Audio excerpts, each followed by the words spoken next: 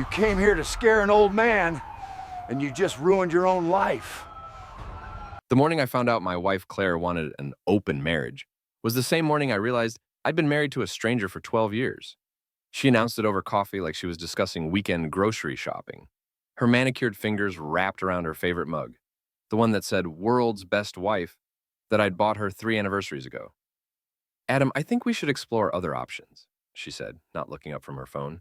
"I've been talking to the girls, and Jan thinks marriage shouldn't be a prison." I nearly choked on my toast. Other options? See other people, keep things fresh. She finally looked at me, her green eyes cold as January. "I'm thinking of starting with Rick, from work." Rick Devlin, her boss. The guy who looked like he bench-pressed protein powder and thought a personality was something you bought at the gym. "Rick," I repeated, setting down my coffee. "Your married boss, Rick." "He's separated," Claire said quickly. "And honestly, Adam, when's the last time we really connected? You're always buried in some computer, making jokes nobody gets. Maybe we both need something more stimulating." I stared at her across our kitchen table, the one we'd picked out together at IKEA, arguing over whether oak or pine looked better. The same table where we'd planned our future, talked about kids we never had, dreams that somehow got filed away like old tax returns. "So you want to sleep with Rick," I said. "I want us both to be happy." She stood up, smoothing her business skirt. "I'm having dinner with him tonight, to discuss it." After she left for work, I called my dad. Frank Reno had worked construction for 40 years, raised me alone after Mom died, and never sugar-coated anything in his life. When I told him about Claire's announcement, the silence stretched so long I thought the call dropped. "Dad?" "That woman," he said finally, "has lost her damn mind. She says it's normal now. Progressive." "Progressive," he snorted. "You know what's progressive? Indoor plumbing, air conditioning. Not your wife screwing her boss while you pay the mortgage." I laughed despite everything. Dad always had a way of cutting through the nonsense. "What are you gonna do?" he asked. "I don't know. Maybe she's right. Maybe we need—" "Son," his voice went steel hard, "that woman took vows, made promises. You don't fix a marriage by breaking it." That evening, Claire came home glowing like she'd won the lottery. She hummed in the shower, spent an hour on her makeup, and wore the black dress I'd bought her for our anniversary. "Don't wait up," she said, kissing my cheek like we were roommates. "Rick's taking me somewhere special." I spent the night on the couch, channel surfing, and wondering when my life had turned into a bad sitcom. Around midnight, I heard her car in the driveway. She stumbled in, reeking of wine and expensive cologne that definitely wasn't mine. "How was dinner?" I asked. She paused in the doorway, her lipstick smeared, hair mussed. For a second, something flickered across her face. Guilt, maybe, or shame. Then it was gone. "Wonderful," she said. "Rick's amazing, so confident, so alive. We're going out again Friday." The next morning, I made breakfast. Pancakes, bacon, fresh coffee, the works. Claire came down in her robe, looking surprised. "What's all this?" "Thought we should talk," I said, flipping a pancake. "About us, about what you want." She sat down, suddenly wary. "Adam, I thought I was clear." "You were, crystal clear." I set a plate in front of her. "I've been thinking about it all night." The front door opened, and Dad walked in. He still had his key from when he'd helped us move in, though he usually knocked. Not today. He looked at Claire in her robe, then at me, then back at Claire. "Morning, Frank," Claire said nervously. "Adam didn't mention you were coming over?" "Didn't mention a lot of things, apparently." Dad pulled out a chair, sat down heavily. "So, open marriage." Claire's face went white. "He told you?" "He tells me everything, always has." Dad's voice was conversational, but his eyes were ice. "Interesting concept. You want to sleep around while my son pays your bills." "It's not like that." "What's it like then?" Dad leaned forward. "Because from where I sit, it looks like you want to have your cake and eat it too. Keep the house, the security, the good husband, but screw whoever catches your fancy. Frank, you don't understand modern relationships." "Modern?" He laughed, but it wasn't pleasant. "You know what's modern, Claire? Divorce. You want to sleep with other men? You do it as a single woman." Claire looked at me desperately. "Adam, tell him what?" I sat down across from her. "That my wife thinks our marriage is a prison? That she's already picked out her first affair? That she came home last night smelling like another man? We just had dinner. Sure you did. Dad's voice was granite. And I'm the Pope. Claire stood up abruptly. I don't have to listen to this. This is between Adam and me. No, Dad said, standing too. He was still a big man at 62, still intimidating when he wanted to be. This is between you and the family you're destroying. The son I raised to be decent, to honor his commitments. The son who worked 2 jobs to put you through that MBA program. I never asked him to. You never asked for a lot of things. Never asked for the down payment on this house that came from his college fund. Never asked for the car payments he made when you were between jobs. Never asked for 12 years of a man who worshiped the ground you walked on. Claire's eyes filled with tears. You don't understand. I'm not happy. So get counseling. Work on your marriage. Don't blow it up because you're bored. It's not that simple. It is exactly that simple. Dad stepped closer. You made vows, girl, in sickness and health, for better or worse. Remember those? Times change. Character doesn't. Dad looked at her like she was something he'd scrape off his boot. And right now, yours is showing. Claire ran upstairs, sobbing. I heard the bedroom door slam. Dad looked at me. You know what you have to do. I nodded. Yeah, I do. That afternoon, while Claire was at work, I changed the locks, packed her things, moved my stuff into the guest room. When she came home, I was waiting on the porch with her suitcases. Adam, what are you doing? Giving you what you want, I said. Freedom. This is my house, too. Was. I bought it before we married, remember? You wanted modern. Here's modern. You can stay at Rick's tonight. Figure out what you really want. She stared at me like I'd grown a second head. You can't just throw me out. I'm not throwing you out. I'm letting you go. Isn't that what you wanted? For the first time since her announcement, Claire looked uncertain. I thought we could work something out. We did. You work out your issues somewhere else. She tried the door, found it locked, then turned on me with fury I'd never seen before. You coward! You can't do this! Already did. I handed her a business card. Divorce lawyer. Good one, Dad says. You'll want to call him Monday. Adam, please. Can't we just talk about this? We did talk. You talked about screwing your boss. I listened. Now I'm talking and you're listening. I stood up. I'm done, Claire. With the disrespect, the lies, the way you look at me like I'm some kind of consolation prize. You want Rick? Go get him. But you don't get to keep me as backup. She left that night, crying and cursing.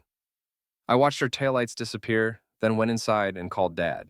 How do you feel? He asked. Like, I should have done this years ago. Probably should have. But you did it now. That's what matters. The next week, Claire tried everything. Tears, anger, promises, threats. She showed up at my work, called my friends, even tried to get Dad to intervene. He told her exactly where she could stick her reconciliation attempts. Then I found out about the money. Our joint savings account, the one with $23,000 we'd been saving for a new roof, was empty. Cleaned out the day after I changed the locks. Along with it was a note in Claire's handwriting. Don't underestimate me. I called my buddy Pete, who had done time for check fraud before finding religion and steady work. If anyone knew about financial revenge, it was Pete. She took everything? Pete whistled low. That's cold, brother. 23 grand. Gone. What you gonna do about it? I thought about that for a long moment. Claire wanted to play hardball? Fine. But she'd picked the wrong guy to underestimate. I'm going to teach her a lesson about consequences. Legal consequences, right? Mostly. Pete laughed. I like the sound of that, mostly. The next phase of my education in modern marriage began with surveillance. Not the high-tech kind you see in movies. I couldn't afford private investigators or fancy equipment. Just me, my 10-year-old Honda, and a lot of patience. Claire was staying at Rick's condo downtown, a glass and steel monument to his ego in one of those buildings where the doorman judged you by your car. I parked across the street and waited. Rick Devlin was everything I wasn't. 6'2", silver-haired, drove a BMW that cost more than I made in a year. He owned 3 martial arts studios and never let anyone forget it. The kind of guy who called everyone chief and probably practiced his handshake in the mirror. I watched them leave together that first morning, Rick's hand possessive on Claire's back. She was wearing clothes I'd never seen before. Expensive-looking stuff that definitely wasn't in our budget when we were married. Following them taught me things I wished I didn't know. Like how Claire laughed at Rick's jokes, really laughed. not the polite chuckle she'd given me for the past few years. How she touched his arm when she talked, leaned into him at crosswalks, looked at him like he'd hung the moon. It hurt more than I expected, but it also made me angry. The woman who'd been too tired for conversation, too busy for affection, too whatever for me, was suddenly full of energy for Rick Devlin. That's when I decided Claire and Rick needed to learn about consequences. I started small. Rick's BMW was his pride and joy, detailed weekly, parked in the same spot at his gym, alarmed and locked like it contained nuclear secrets. He'd posted about it on social media, called it his baby, even gave it a nickname, the Beast. The Beast needed humbling. I waited until Rick was inside teaching his evening class, then got to work. Nothing illegal. I wasn't about to get arrested over Claire's midlife crisis. But there are lots of legal ways to mess with someone's day. Sugar in the gas tank was a myth, but corn syrup in the windshield washer fluid wasn't. Neither was super glue in the door locks, or the bumper sticker I carefully applied to his rear window. I sleep with my employees. Ask me how. The best part was watching Rick discover my handiwork. He came out of the gym all swagger and confidence, probably planning to regale Claire with stories of his martial arts prowess. Instead, he found a car he couldn't get into, couldn't see out of, and couldn't drive without advertising his questionable ethics to everyone on the road. His reaction was everything I'd hoped for. Screaming, cursing, kicking the tires like a toddler having a tantrum. Even better, one of his students filmed it and posted it online. Within hours, Karate Karen loses his mind was trending locally. I sent the video to Pete, who nearly choked laughing. Dude's got anger management issues. Just getting started, I told him. The next step required more finesse. Rick's company, Devlin Enterprises, had a typical corporate structure, HR department, employee handbook, all the usual policies about professional conduct. Policies that specifically prohibited relationships between supervisors and subordinates. I didn't have to make anything up. Rick and Claire were violating company policy in plain sight, and all I had to do was point it out to the right people. The anonymous tip I sent to HR was factual and detailed. Times, dates, locations where Rick and Claire had been seen together. Photos of them leaving his condo, having lunch, holding hands in public. Nothing illegal about taking pictures in public places. Within a week, Rick was called into a meeting with HR and the company president. Claire, too. I didn't know exactly what was said, but the results spoke for themselves. Rick's swagger dimmed considerably, and Claire started looking over her shoulder at everywhere she went.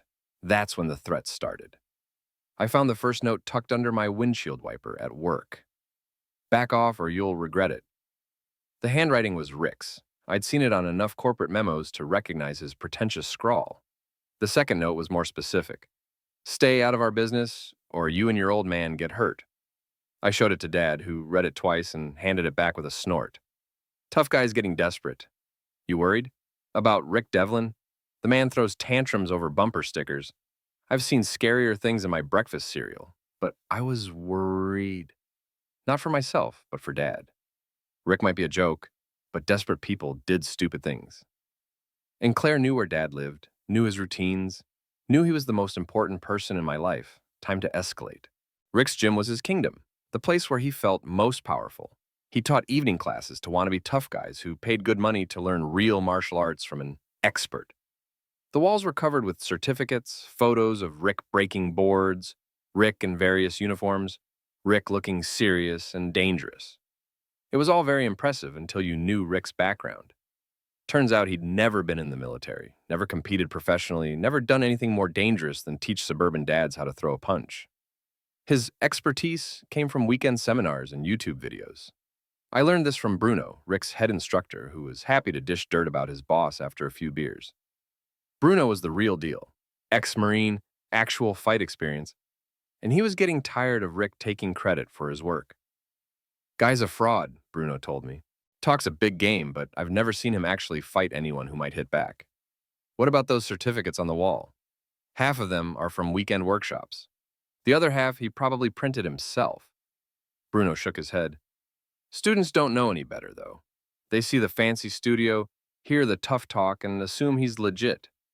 That gave me an idea. The next evening, I showed up at Rick's gym during his advanced class. Paid the drop-in fee, changed into workout clothes, and joined the group like any other student. Rick didn't recognize me at first. I'd grown a beard since the divorce started and wore a baseball cap pulled low. But when I stepped onto the mat, something in his eyes shifted. You, he said. Now that I agreed. Heard you teach real martial arts here. Thought I'd see what the fuss was about. The other students looked between us, sensing tension but not understanding it. Rick forced a smile that didn't reach his eyes. Of course, always happy to welcome new students. He gestured to the mat. We're working on basic self-defense tonight. Why don't you partner with me for the demonstration? I could see what he was thinking. Humiliate me in front of his students, show everyone who was boss, maybe rough me up a little in the name of instruction. Sounds great, I said. Rick explained the technique, a simple wrist grab defense that involved twisting free and counter-attacking. He grabbed my wrist, demonstrated the movement slowly, then reset for full speed. Ready? He asked, his grip tighter than necessary. Ready! He yanked my wrist, expecting me to fumble the defense. Instead, I flowed with his movement, used his own momentum against him, and sent him stumbling backward into the wall. The impact wasn't hard, but it was loud and definitely not what Rick had planned. The students murmured, impressed. Rick's face went red. Lucky, he muttered, resetting his position. Let's try that again. This time he came at me harder, trying to muscle through the technique instead of using proper form. I let him grab me, waited for him to commit, then stepped aside and watched him stumble past me into empty air. Interesting approach, I said, loud enough for everyone to hear. Is falling down part of the advanced curriculum? A few students chuckled. Rick's face went from red to purple. You think you're funny? I think you're supposed to be teaching, not learning. I looked around at the class. Maybe we should try a different technique, something you actually know. That did it. Rick came at me with everything he had, all pretense of instruction forgotten. He threw a wild haymaker that would have knocked my head off if it had connected. It didn't. I ducked, stepped inside his guard, and slapped him across the face. Not a punch, a slap. Open-handed, contemptuous, the kind of thing you did to someone you didn't consider worth hitting properly. The sound echoed through the gym like a fire shot. Rick staggered backward, more shocked than hurt, his hand pressed to his reddening cheek. You hit like your Wi-Fi, I told him, slow and unreliable. Then I walked off the mat, changed clothes, and left. Behind me, I could hear Rick screaming at his students, trying to salvage his authority. But the damage was done. By morning, half the gym would know their tough guy instructor had been slapped around by some random student. Pete was waiting in the parking lot, grinning like Christmas morning. Dude, that was beautiful. You see his face when you walked away? Just the beginning, I said. Rick's about to learn that humiliation is an art form. The next phase required more subtlety. Rick's reputation was built on image. The successful businessman, the martial arts expert, the alpha male who got what he wanted. Strip away that image, and there wasn't much left underneath. I started with his car. The bumper sticker had been removed, but Rick had developed a paranoia about parking. He'd circle the block 3 times looking for the perfect spot, check and double-check his locks, even installed a dash cam to catch vandals. So I didn't touch his car. Instead, I had a friend at a local fish market save me their best expired salmon. 20 pounds of it, vacuum-sealed and ready for strategic deployment. Rick's building had underground parking, accessible through a service entrance that was supposed to be locked, but never was. It took me 5 minutes to find Rick's BMW and another 5 to wire the fish to his exhaust system.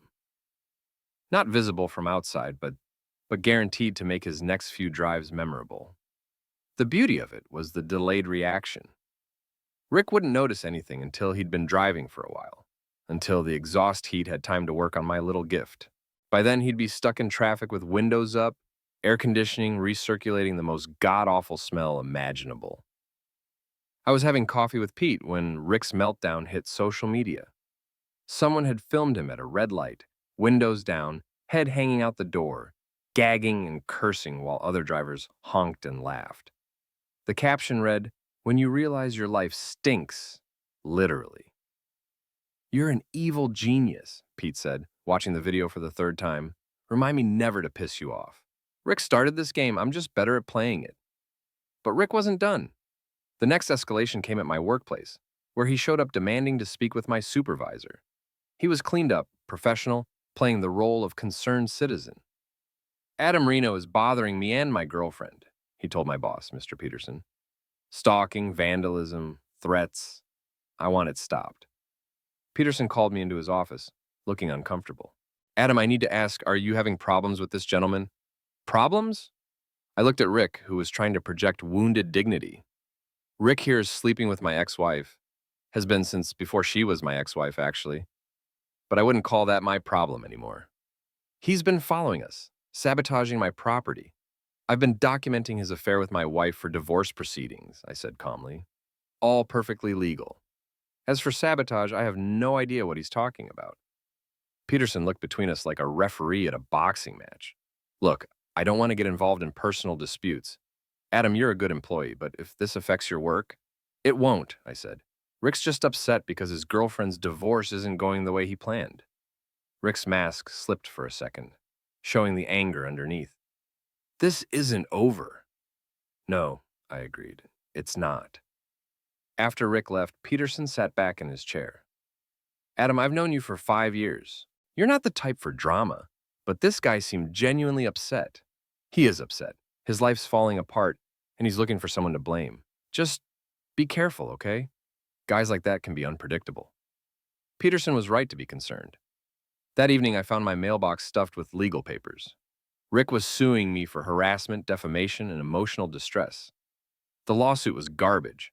No lawyer worth his degree would take it seriously, but it would cost me time and money I didn't have. Claire's signature was on the papers, too. She was backing Rick's play, adding her own claims about marital sabotage and intentional infliction of emotional distress. I called Dad, who listened to me read the lawsuit, and then started laughing. They're suing you for hurting their feelings? Basically. Son, I've seen some stupid things in my time, but this takes the cake. You got a lawyer? Can't afford one. Not with Claire cleaning out our accounts. You can afford one. I'll make some calls. The lawyer Dad found was named Sarah Mitchell, a sharp-eyed woman in her 40s who specialized in divorce cases and had a reputation for not taking prisoners. This lawsuit is frivolous, she told me after reviewing the papers. Harassment requires a pattern of behavior intended to intimidate or threaten. Taking pictures in public places doesn't qualify. Neither does filing legitimate complaints with HR. What about the vandalism claims? What vandalism? I don't see any police reports, any evidence, any witnesses, just accusations. She smiled. Mr. Devlin's lawyer should have advised him better. So we can beat this? We can destroy this. But first, let's talk about your divorce. Your wife cleaned out your joint accounts?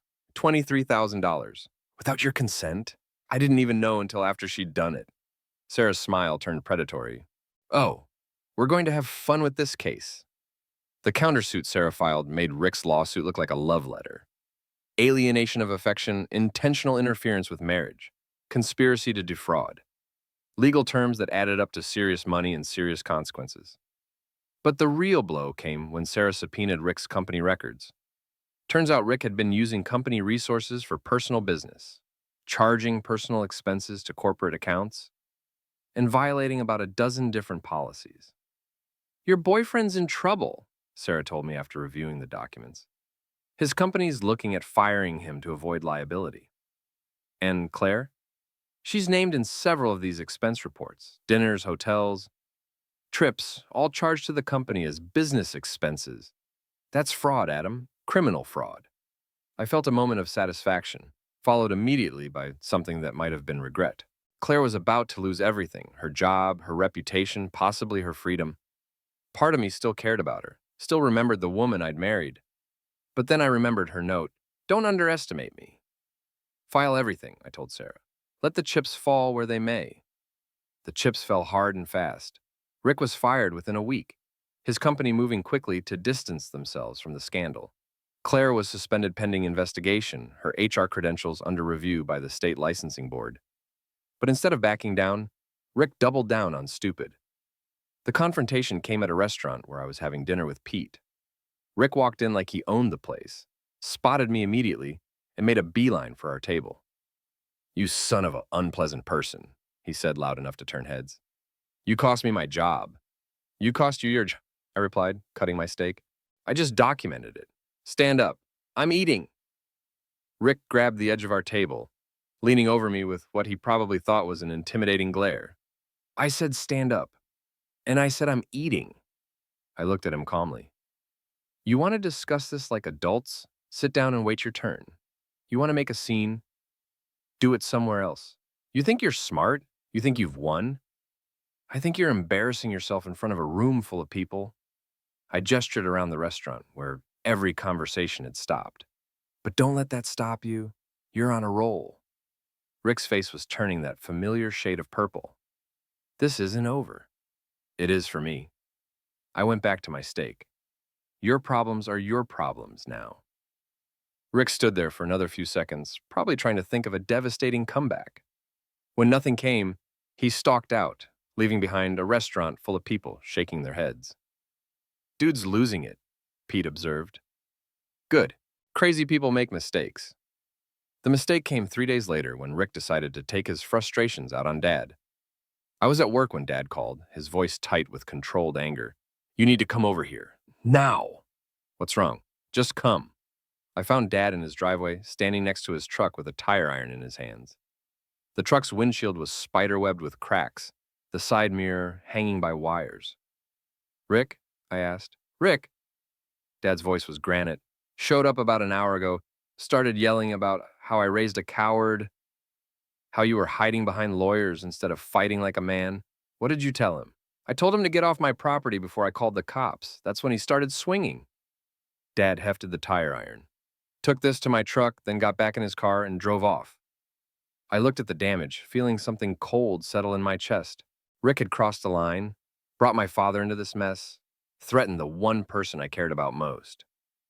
You call the police? Not yet. Wanted to talk to you first. I pulled out my phone, dialed 911, and reported the vandalism. Then I called Sarah Mitchell and told her what had happened. Criminal charges, she said immediately. Vandalism, trespassing, possibly attack if he threatened your father. This just became a very different case. What's that mean? It means Mr. Devlin is about to learn the difference between civil and criminal court, and it means we have leverage. The leverage came in the form of security footage from Dad's neighbor, who'd installed cameras after a break-in the previous year. The footage was crystal clear. Rick pulling into Dad's driveway, getting out of his car, yelling and gesturing, then attacking the truck with the tire iron. Beautiful, Sarah said, watching the video. This is attack, vandalism, and about 6 other charges. Mr. Devlin is looking at jail time. But Rick's biggest mistake was yet to come. The call came at 2 in the morning, my phone buzzing with an unknown number. I almost ignored it, but something made me answer. Adam? Claire's voice, shaky and scared. What do you want, Claire? Rick's lost it. He's been drinking, talking about making you pay, making your father pay. I tried to calm him down, but he's not listening. Where are you? His place. He's got a firearm, Adam. He keeps talking about how you've ruined his life, how he's going to fix things permanently. I sat up, suddenly wide awake. Call the police. I can't. He's watching me. Took my phone. I'm calling from the neighbor's apartment. Get out of there. Go somewhere safe. He's talking about going to your father's house. Tonight. Adam, I think he's serious. I hung up and immediately called Dad, but it went to voicemail. Then I called the police, reported the threat, and gave them Dad's address. Finally, I called Pete. We've got a problem.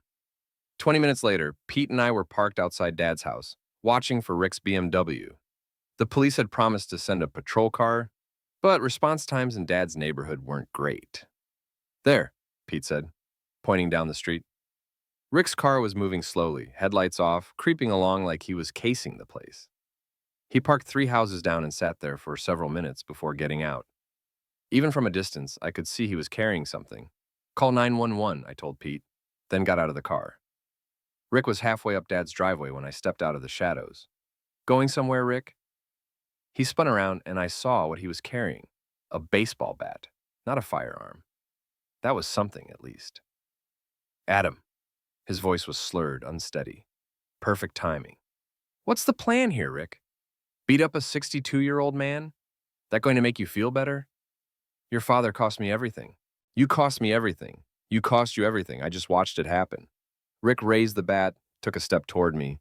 Time to settle this. Settle what? You screwed my wife. I divorced her.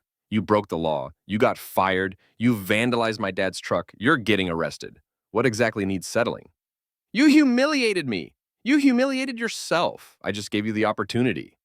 Rick swung the bat in a wide arc that missed me by 3 feet.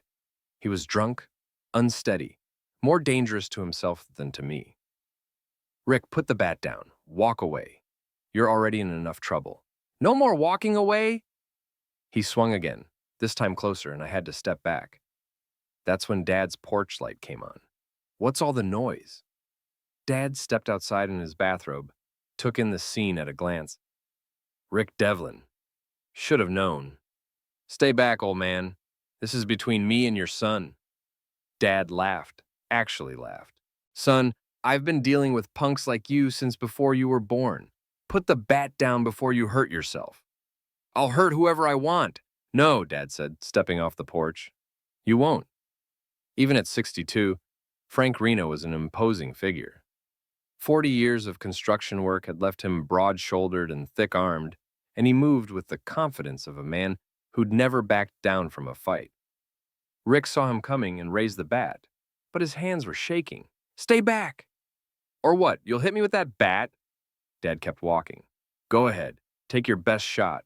Rick swung wildly, a desperate haymaker that Dad caught with one hand. For a moment they stood there, Rick straining to complete the swing while Dad held the bat motionless. Then Dad twisted his wrist, and Rick screamed as the bat clattered to the ground. 40 years swinging hammers, Dad said conversationally. Builds up the grip strength. That's when the police arrived, sirens wailing, lights flashing. Rick was on his knees, cradling his wrist, when the officers cuffed him. Attack with a weapon, the sergeant told me. Criminal trespass, vandalism from the earlier incident. Your boyfriend's looking at serious time. He's not my boyfriend, I said. He's my ex-wife's boyfriend. Where is she? Good question. We found Claire at Rick's apartment, packing frantically. The police let me go with them to collect evidence, and I watched her stuff clothes into suitcases with shaking hands. Going somewhere? I asked. She looked up, her face streaked with tears. Adam, thank God you're okay. No thanks to you. I called to warn you. After letting Rick work himself into a homicidal rage, after helping him plan God knows what. Claire sat down on the bed, surrounded by half-packed luggage. I never meant for it to go this far. What did you mean? I wanted something different, something exciting. Rick seemed so confident, so sure of himself. And now? She gestured around the apartment, which looked like a tornado had hit it. Broken furniture, holes in the walls, empty bottles everywhere. Now I see what he really is. The police found Rick's plan, written out in drunken detail on his computer. He'd intended to burn down Dad's house with all of us inside, then disappear with Claire to Mexico. The fantasy of a man whose grip on reality had completely snapped. Jesus, Pete said, reading over the detective's shoulder. Dude was planning to end you all. Good thing he's stupid, the detective replied, and drunk, and apparently incapable of keeping his mouth shut.